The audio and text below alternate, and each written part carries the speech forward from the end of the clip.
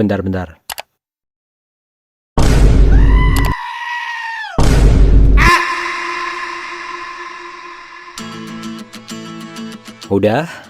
Udah lihat semua kan review-review positifnya? Dan sekarang kita tahu harus apa di video ini. Nggak tahu, tanya yang mau tanya saya.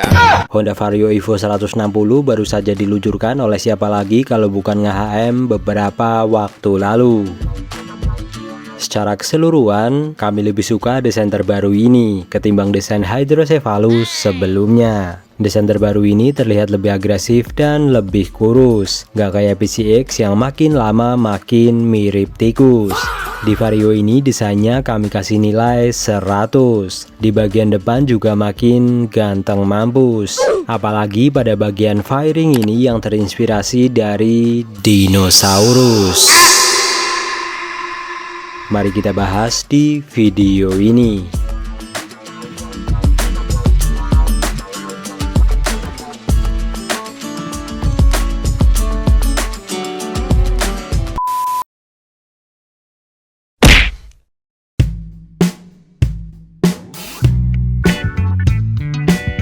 Honda Vario Evo. Iya, sekarang punya embel-embel Evo di belakangnya, seperti Aerox yang ada alfanya. Ikut-ikutan lu. Walaupun sebenarnya dulu Vario juga punya embel-embel Tekno, Astrea yang ada tambahan Grand atau Supra, Honda GL yang punya tambahan Pro, Honda Tiger yang ada Revo-nya, sampai Honda Beat yang ada tambahan karatnya. Penggantian nama ini menjadi identitas baru Honda Vario 160 yang sudah dikenal sebelumnya. Dan lagi-lagi, AHM kembali memakai nama mobil untuk produk motornya. Setelah sebelumnya ada Honda Supra, GT-R, Genio, dan sekarang Vario Evo. Biar apa? Yang pasti biar keren, biar terlihat futuristik seperti dari masa depan. Walaupun cuma ganti baju, yang penting makin tampan. Dilihat dari belakang, depan, kiri, dan kanan. Dan rangkanya juga masih pakai kaleng Konggua. Iya, rangka motor ini masih pakai rangka penghemat biaya produksi yang sudah sangat terkenal dengan fitur lipatnya ini. Untuk mesinnya juga masih mempertahankan mesin 156cc yang maksa banget pengen disebut 160cc berteknologi ESP+. Memang mesinnya tidak berubah, tapi tenaganya bertambah. Mesin 155cc tetangga bisa dilibas makin mudah, dan yang pasti masih pakai crankcase yang renyah. Vario 160 padahal baru 3 bulan ini kena batu langsung retak nih ya. Dari sisi desain, Honda Vario Evo 160 tetap mempertahankan karakter skutik bergaya sporty dengan garis-garis tajam, bahkan makin tajam. Terlihat dari desain fairing sampingnya ini yang makin keren, makin terlihat ramping, tidak terlihat hydrocephalus dan berundak seperti generasi sebelumnya. Dan perubahan ini yang membuat motor makin agresif. Tapi, bentar. Loh, ketika pertama kali lihat fairing baru ini, kami langsung familiar dan ternyata memang mirip. Contek terus.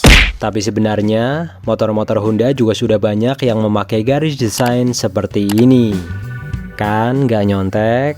Ini tuh garis desain yang sudah lama dipakai Honda. Tapi kok sepertinya ini cuma kebetulan. Lagian warna apa aja semua pabrikan boleh pakai kan? Termasuk warna Shizuki ini. Dan katanya sekarang di bagian legroom makin lega, karena di generasi sebelumnya banyak yang komplain kalau legroom ini terlalu sempit. Dan di generasi terbaru ini ternyata... Tapi pas gue cobain, kok gini?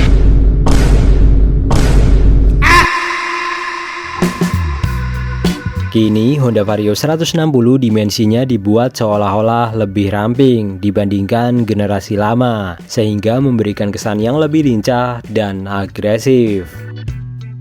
Walaupun terlihat berubah total, tetapi sebenarnya sejumlah komponen lama masih dipertahankan di motor ini. Seperti desain lampu utama, lampu belakang yang sudah sangat membosankan ini. Oh my god, bro. Suspensi belakang jomblo yang masih belum punya pasangan juga tetap dipertahankan di versi terbaru ini. Mana nggak ada subtanknya lagi. Sampai ukuran ban hingga desain velg masih sama dengan generasi sebelumnya. Dan untuk panel meter, boro-boro pakai panel meter TFT yang udah bisa connect HP. Honda Vario Evo Dino terbaru ini masih pakai meter lama berbentuk kalkulator yang tidak disukai Kang Ojol ini. Pada sektor bodi samping juga mendapat revisi dengan desain bodi yang mirip Pit Karbu. Terdapat juga aksen manis yang memanjang di sana, yang sepertinya sentuhan aksen bodi kasar seperti ini bakal jadi tren motor-motor Honda ke depannya, yang sudah dimulai dari Vario 125.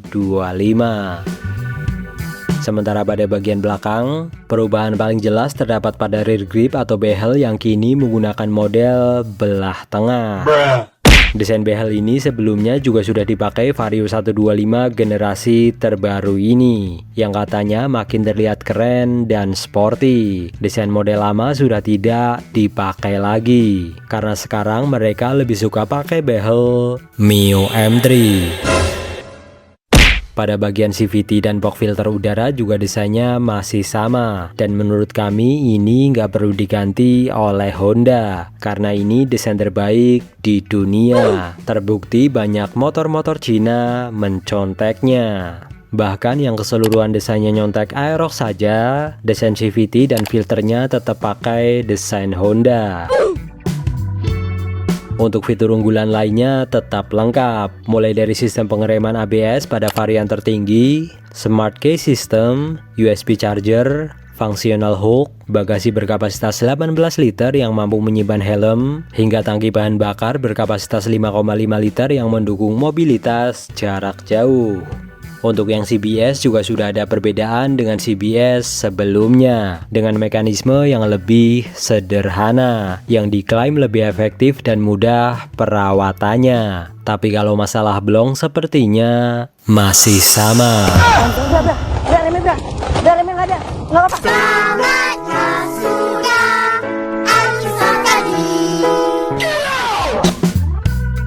Untuk urusan performa, meski basis mesinnya masih sama, tenaga Honda Vario Evo 160 kini meningkat menjadi 15,4 horsepower pada 8.500 rpm dengan torsi 14,0 Nm pada 6.500 rpm. AHM mengklaim Honda Vario Evo 160 mampu mencapai kecepatan maksimum hingga 109 km per jam. Sementara akselerasi dari 0 sampai 200 meter hanya membutuhkan waktu 11,9 detik. 109 km per jam. Mio Karbu aja bisa sampai 110 km per jam. Tunggu dulu. Angka 109 km per jam itu didapat dari alat pengujian yang lebih akurat, alias bukan dilihat dari speedometer kalkulator ini.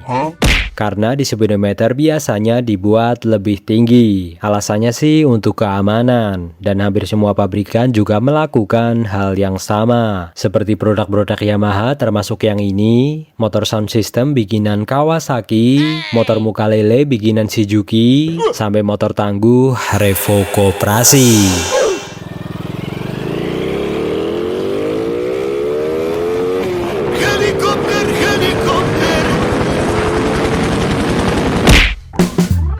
Untuk pasar Indonesia, Honda Vario Evo 160 tersedia dalam 3 pilihan varian dengan harga on the road Jakarta sebagai berikut. Tersedia juga beberapa varian warna, dari yang hitam, ungu, sampai warna putih doff yang mudah buluk mirip Paus Orca ini. Dan dari beberapa kekurangan tadi, ternyata ada poin plus di motor ini yang tidak banyak orang tahu. Tetapi karena ini merupakan part yang cukup mewah, jadi hanya varian ABS yang mendapatkannya. Adalah pada bagian tutup radiator yang sudah pakai besi. Iya, sekarang ini udah jadi barang mewah. Karena untuk varian CBS pada bagian ini sekarang pakai plastik.